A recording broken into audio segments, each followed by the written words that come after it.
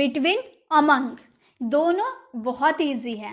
The red box is between green and yellow box. ये जो red box है ये किसके बीच में है? ग्रीन बॉक्स और येलो बॉक्स के बीच में है। मैंने आपको कॉल किया और बोले तुम कहाँ हो, आप बोलोगे मैं अपने दोनों भाई के बीच में हूँ, मतलब आपका दोनों भाई आपके बगल में बैठा हुआ है और आप उसके बीच में बैठे हुए हैं। तो आप दो व्यक्तियों के बीच में है ना, तो उसमें आपको बिटवीन का यूज करना है। ठीक है, दो व्यक्तियों के बीच, दो वस्तुओं के बीच की जो भी बात करें, जब दो के बीच में अगर आप हो तो उसमें बिटवीन का यूज करना है।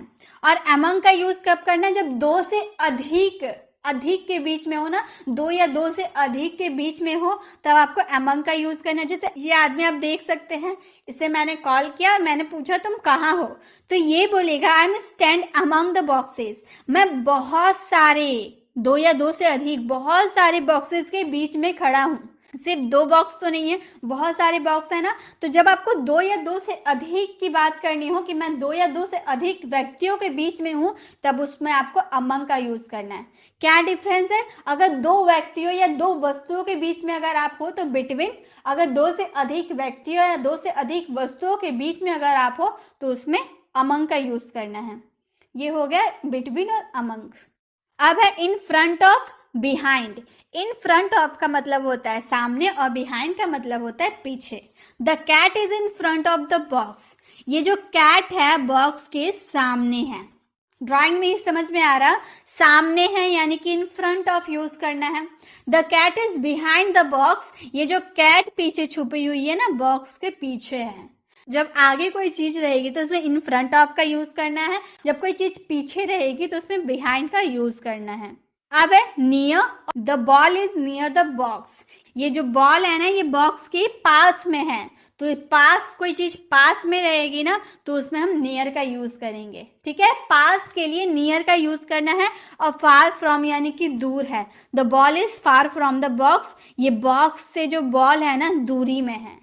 तो जब आपको पास रहने की बात करेंगे तो नियर, और दूर की बात करेंगे तो फार फ्रॉम का यूज करना है। अब है अक्रॉस और through. The went across the river. अब यहाँ पर आप ड्राइंग में देख सकते हैं एक रिवर है। अगर आप यहाँ पर है तो आपको जाने के लिए ये पुल को पार करके जाना पड़ेगा ना उस side. I went across the river, मैं रिवर के इस पार से उस पार गया, तो उसमें क्या यूज करेंगे? अक्रॉस का, इस पार से उस पार जाने के लिए। और अच्छे से क्लियर करूंगी, पहले इसे भी देख लेते हैं।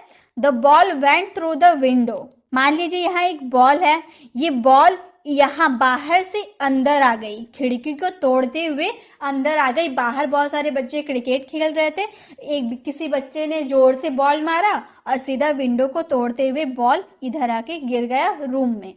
अब दोनों तो मैंने एक ही बोला, ये भी इस पार से उस पार गया, ये भी उस पार से इस पार गया, लेकिन दोनों में डिफरेंस क्या है? बहुत ही बड़ा डिफरेंस है। क्या डिफरेंस है? अगर आप खुले एरिया की बात करें ना, ये देखिए यहाँ पर खुला एरिया है, आसमान है, पेड़ पौधे, पूरा खुला एरिया है। तो जब आप खुला एरिया में इस पार से उस पार जाएंगे तो उसमें अक्रॉस का यूज करना है। और ये देख सकते हैं ये बंद एरिया है, ये एक रूम है, रूम में ये खिड़की था, ये बाहर बच्चा खेल रहा था, उसने बॉल मारा तो ये इनक्लोज्ड एरिया में आकर गिरा। मतलब बंद एरिया से इस पार से उस पार, ये बंद एरिया से गया, खुला एरिया नहीं है। खिड़की है तो खिड़की तो बंद एरिया हुआ, तो इनक्लोज्ड एरिया से आया, इस पार से उस पार गया, तो उसमें आपको थ्रू का यूज करना है। डिफरेंस समझ में आया? खुला एरिया की बात करेंगे तो अक्रॉस का यूज करेंगे, और बंद इनक्लोज्ड एरिया की बात करेंगे तो उसमें थ्रू का यूज करेंगे। अब है ऑफ, आउट ऑफ। दोनों का में क्या डिफरेंस है? The cat jump off the table.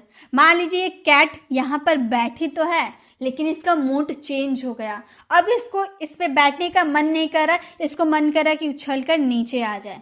तो मान लीजिए इसने यहाँ से जंप किया और नीचे आ गई, ऊपर से ये नीचे आ गई, तो उसी में हम लोग को ऑफ का यूज करना है। ये खुला एरिया है, टेबल जो रूम बहुत बड़ा है, पूरा खुला एरिया है, खुला एरिया से ऊपर से नीचे ये जंप कर गई। क्लियर? इसमें ऑफ का यूज करना है। लेकिन अगर आप बोले the cat is coming out of the box, ये बॉक्स के अंदर बैठी थी बहुत शांति से, लेकिन अब इसको मन नहीं कर रहा बैठने का, इसने यहाँ से जंप किया और बाहर आ गई। दोनों का मतलब यही है, जंप कर रहा, लेकिन दोनों में डिफरेंस क्या है, ये खुला एरिया में था और ये बॉक्स के अंदर थी, इनक्लोज्ड एरिया से बाहर आ रही, ये खुला एरिया से बाहर आ रहा। दोनों में यही डिफरेंस है। अगर आपको खुला एरिया में अगर ऊपर से नीचे आना हो तो ऑफ का यूज करना है, अगर इनक्लोज्ड एरिया में आपको अंदर से बाहर आना है तो आपको उसमें आउट ऑफ का यूज करना है। अब है अप और डाउन। अप डाउन आपको समझ में आ रहा होगा। गोइंग अप द स्टेयर्स, ये देखिए ये दोनों सीढ़ी के ऊपर जा रहा है, मतलब ऊपर जा रहा है अप। गोइंग अप ऊपर जा रहा है। गोइंग डाउन द स्टेयर्स, ये सीढ़ियों से नीचे आ रहा है। अब इसने ऊपर गया, ऊपर जो इसने छत वगैरह जो देख लिया, उसके बाद इसका मन नहीं कर रहा ऊपर रहने का, इसलिए ये लोग नीचे आ गया। तो अब डाउन, गोइंग डाउन नीचे आ रहा है, तो ऊपर जाने के लिए अप, नीचे जाने के लिए डाउन। बस इतना ही था अप डाउन। तो गाइस इसी के साथ मैंने आपको सारे प्रीपोजिशन बता दिए एक ही वीडियो में। तो आप ही लोग की डिमांड पे मैं ये वीडियो लेकर आई थी गाइस। आई होप आपको पसंद आई होगी।